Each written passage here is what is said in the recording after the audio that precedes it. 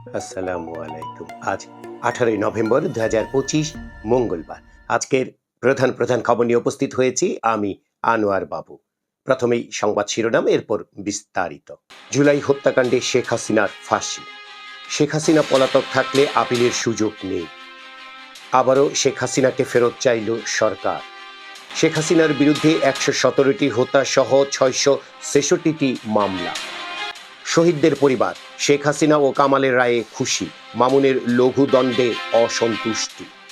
শেখ হাসিনার রায়ে ন্যায় বিচার প্রতিষ্ঠিত হয়েছে বলছে বিএনপি। বিচার স্বচ্ছ হয়েছে, প্রশ্ন তোলার কোনো সুযোগ নেই বলছে জামায়াতে ইসলামী। জুলুম, নির্যাতন ও ভোটাধিকার হরণের বিচার বলছে জাতীয় নাগরিক পার্টি এনসিপি।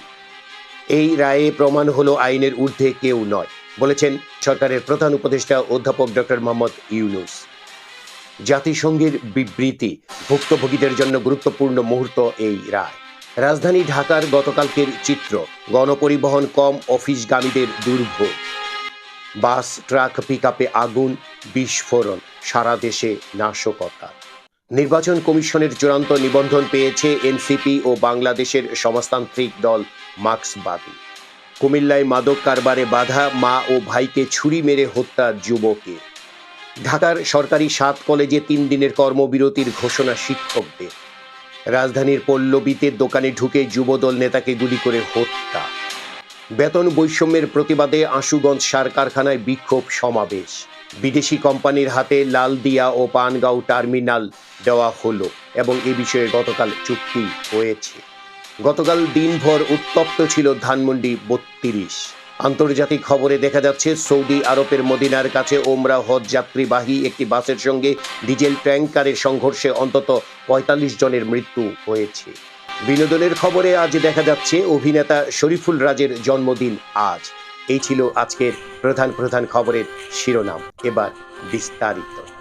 জুলাই হত্যাকাণ্ডে শেখ হাসিনার ফাঁসি, এই খবরের ভেতরে দেখা যাচ্ছে প্রায় 1.5 দশকের কর্তৃত্ববাদী ক্ষমতার দম্ভচূর্ণ হয়েছিল জুলাই গণ অভ্যুত্থানে। ক্ষমতাচ্যুত হয়ে চলে যান ভারতে। সেই গণ অভ্যুত্থান দমনে সারা দেশে নির্বিচার হত্যাকাণ্ডের ঘটনায় মানবতা বিরোধী অপরাধের দায়ে শেখ হাসিনার মৃত্যুদণ্ডের রায় ঘোষণা করা হলো গতকাল সোমবার। মানবতা বিরোধী অপরাধের দায়ে দেশে এই প্রথম কোন সাবেক সরকার প্রধানের ফাঁসির সাজা হলো। শেখ হাসিনা কার্যক্রম নিষিদ্ধ আওয়ামী লীগের সভাপতি। এই মামলায় পতিত শেখ হাসিনা সরকারের স্বরাষ্ট্রমন্ত্রী আসাদুজ্জামান খান কামালেরও মৃত্যুদণ্ড দেওয়া হয়েছে। 5 অভিযোগের 2টিতে এ দুজনকে আমৃত্যু কারাদণ্ড এবং অপর 3 অভিযোগে মৃত্যুদণ্ডের আদেশ দেওয়া হয়। একই সঙ্গে এই দুজনের সব সম্পদ রাষ্ট্রের অনুকূলে বাজেয়াপ্ত করে জুলাই শহীদদের পরিবারকে ক্ষতিপূরণ হিসেবে দিতে নির্দেশ দেওয়া হয়েছে। এই মামলার অপর আসামি এবং পরে রাজসাক্ষী হিসেবে জবানবন্দি দেওয়া পুলিশের সাবেক মহাপরিদর্শক আইজিপি চৌধুরী আবদুল্লাহ আল মামুনকে 5 বছরের কারাদণ্ড দেওয়া হয়েছে। মৃত্যুদণ্ডাদেশ পাওয়া শেখ হাসিনা ও আসাদুজ্জামান খান কামাল দুজনেই ভারতে পলাতক। বাস, ট্রাক, পিকআপে আগুন, বিস্ফোরণ, সারা দেশে নাশকতা, এই খবরের ভেতরে দেখা যাচ্ছে আন্তর্জাতিক অপরাধ ট্রাইব্যুনালে শেখ হাসিনার রায় ঘোষণাকে কেন্দ্র করে গতকাল দেশের বিভিন্ন স্থানে সহিংসতার ঘটনা ঘটেছে। গত রবিবার রাত থেকে রাজধানী ঢাকা সহ নানা জায়গায় একের পর এক ককটেল বিস্ফোরণ ঘটায় দুর্বৃত্তরা। আগুন ধরিয়ে দেওয়া হয় বিভিন্ন যানবাহনে। ককটেল বিস্ফোরণ ঘটানো হয়েছে গ্রামীণ ব্যাংকের একাধিক শাখায়। আক্রান্ত হয়েছে গ্রামীণ গ্রুপের অন্য স্থাপনা। গোপালগঞ্জের টুঙ্গিপাড়ায় বিচ্ছিন্নভাবে মিছিল হলেও পুলিশ আসার আগে সরে যায় বিক্ষোভকারীরা। রাজধানীর ধানমন্ডি, কারওয়ানবাজার, মিরপুর, গাবতলী, মহাখালী, মতিঝিল ও মৌচাকে ককটেল বিস্ফোরণ ঘটিয়েছে দুর্বৃত্তরা। গতকাল সকাল 10টার দিকে সৌরার্দি উদ্যানে রমনা কালী মন্দিরের পাশে ককটেল বিস্ফোরণ ঘটানো হয়। বিকেল 5:30টার দিকে মিরপুরের মুক্ত বাংলা শপিং কমপ্লেক্সের সামনের সড়কে পথচারী সেতু থেকে 2টি ককটেল নিক্ষেপ করা হয়। সন্ধ্যা 6টার দিকে মৌচাক ফ্লাইওভারের উপর থেকে মৌচাক ক্রসিংয়ের ককটেল বিস্ফোরণ ঘটিয়ে পালিয়ে যায় দুর্বৃত্তরা। এ ঘটনায় এক রিকশা চালক আহত হয়েছেন।